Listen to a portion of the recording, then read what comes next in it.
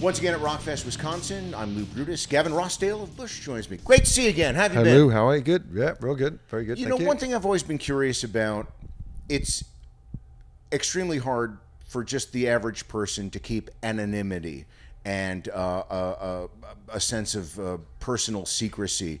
You've had your life invaded a number of times, and I can't imagine it's gotten any easier as the days go on and people share your info on the net. How do you sort of keep a lid on things and have a life? I make sure to enjoy my life as best as I can. You know what I mean? I don't really overthink it. I think the most important thing is to, I find, is to just, not take not take life too seriously in the sense that you can't get caught up. There's so many great things that go on that I don't mind. They're kind of the invasion. I think that everybody's invaded to some degree, and those that aren't invaded, they divulge everything anyway. So this is like an open season. So if that's the question, I don't really worry about it too much. It is what it is, and I can't complain. I got a great life. You seem to have a delightful sense of humor about what you share. Are you just making it up as you go along when you're going to throw something out on Instagram or a video? Or yeah, probably, yes. I mean, I'm not too much. I probably do be better served to be a bit more organized, maybe sometimes. I would think, but I think that haphazard thing comes across to people is like humans are real. I don't know. So, yeah, I just don't overthink things. The last I saw the DeLeo brothers from Stone Temple Pilots was back in May before they headed out on the tour with you guys and the Cult. Tell me about the summer with them. I love the idea of everyone switching slots every night. Yeah, it's great. I didn't know much about it, to be honest, in the sense of how it would be. I know the STP guys and was friends with Scott and Rob the most.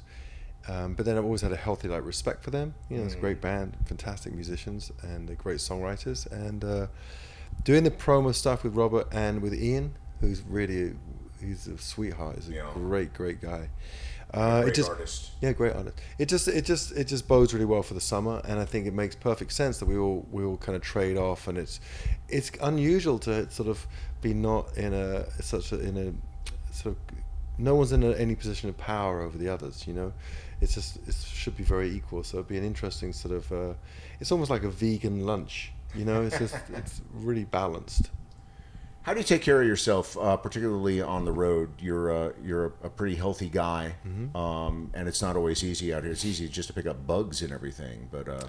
Yeah, I think that it's really hard. The thing you do get a bit spoilt with if you live on either coasts or some of the bigger cities is you realize that we get to eat really well. And sometimes I find it a bit challenging to find things that are healthy and give you good sustenance. So that is a bit of a challenge. But, you know, a lot of avocado on toast. You know, there's a lot of my staple on the road. Or it just takes 1 minute and 10 seconds to put 2 eggs in a microwave, and you can nuke them up to nice, decent level. That on top of an avocado toast is a champion's breakfast and even a champion's dinner. Do you work out a lot? No. I go off and I play what my girlfriend calls ping pong and my stepmom calls badminton, but I call it tennis. No one's got any respect for it, but I like running around chasing after a ball like I'm like a husky dog. I'm actually a wolf with 2 legs, and so I like to run after a ball, sweat it out, and feel really good. What was your take so far on the World Cup this year? It was going so well. Yeah, I was going so well. England. Everyone's now like, the only thing is that I want to be a bit more militant. Everyone's like, I was so proud of you boys, and you do all that. It's like I've grown up my whole life with force-fed disappointment. If you're English, you're just force-fed disappointment. You know, no one tells you anything good, and we never seem to manage to get as far as the nation would love. So, I've less feel. I mean, I think they got no goals in open play. They weren't harassing Croatia's goal. There weren't shots on target. You know, as an ex-footballer, I think that's a little bit challenging and. I didn't quite understand how that happens, how they didn't quite do that, but it's all right. It's just boring now, and France will win it. But they've got a great team. Is there some way you can describe to us here in the United States? Because certain cities you identify with your team, but I don't know that there's anything in a full national sense that folks in the USA can say, yes, we all agree on that. Even the Olympics, there's a lot of different teams in it. Is there some way you can make us understand what it feels like for a country to come that close in the World Cup and be bounced? Well, I think that it's to do with the fact that for the rest of the time outside of all the national tournaments, that there is so much division. And that really people like where I grew up near Arsenal, and so that's my team I support.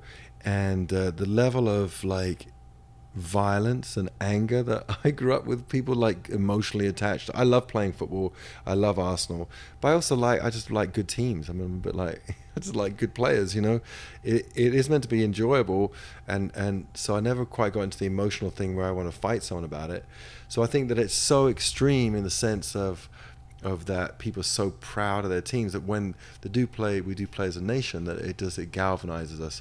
And England's weird because it seems in many ways divided, but things like the national teams really pull us together, you know, and so it was so close, right? It was so close. And I was over in London for a week during the Cup, and England was doing quite well through that, and it was just awesome driving through the city at one point while the game was on. The cab would stop at a light, and then you would hear roars from every corner, just hundreds, maybe thousands of voices from everything. Yeah. It was something really special. I'm very glad to have been there. It's a national obsession, so it's just unfortunate. I think we get also spoiled because the Premier League is so good. The Premier League is so good, but most teams have like quite a lot of foreign players as well. So what happens is all the great English players have, you know, great help from all the other players from other countries, and so it was a bit sad for some of those people. Like Harry Kane is like scores all the time, but didn't quite get the service and didn't quite get the opportunities that he gets when he's at Tottenham, where he scored more goals than any living man, I think. Gavin Rossdale of BUSH is my guest. I'd like to go back to the tour with The Cult and Stone Temple Pilots. There are sometimes great bands that can't hold it together and they can't continue success. You still are headlining festivals and doing quite well. Why do you suppose that is? Desperation. I have no idea how to do anything else, and so I love doing it. And I sometimes wonder where I get the energy from. I think the days are harder than the shows. You know, they're a bit draining. But I think it's the lack of the draw and the combination of the people in the bands. It really takes a lot of almost suppression of your own ego. Things that could annoy you, things can upset you about other people. You know, you live in really close quarters, and everyone's annoying after a while. I annoy myself half the time. So it's like, it's I think it's to do with ambition and people just desiring that. You know, we don't know what else to do, and we love doing it. And you say these festivals. Here's a perfect example. This festival is predominantly like feels like the heavy metal, quite heavy. Right. You know, and so you have to be quite spirited if you go out there. You're not a heavy metal band, so. It's fun to take it on, you know.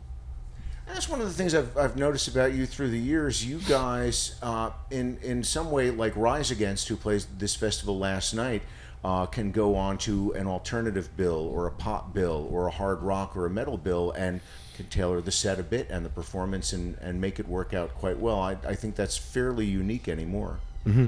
Well, I hope we're part of that. I hope we share that ability, and you know, we just enjoy it. I mean, at the end of the day, people like the audiences. I mean, you know, they want to hear, you know, good music, you know, playing hard and performing and something to connect to. So if you give that, you know, then I think that you're sort of halfway there. So we just try and find our way. Gavin, it's always great to see you. Yeah. Continued success in the Thanks, summer. And tell the DeLeo brothers I said hi. I will, of course. Gavin Rossdale of BUSH. We are at Rockfest, Wisconsin.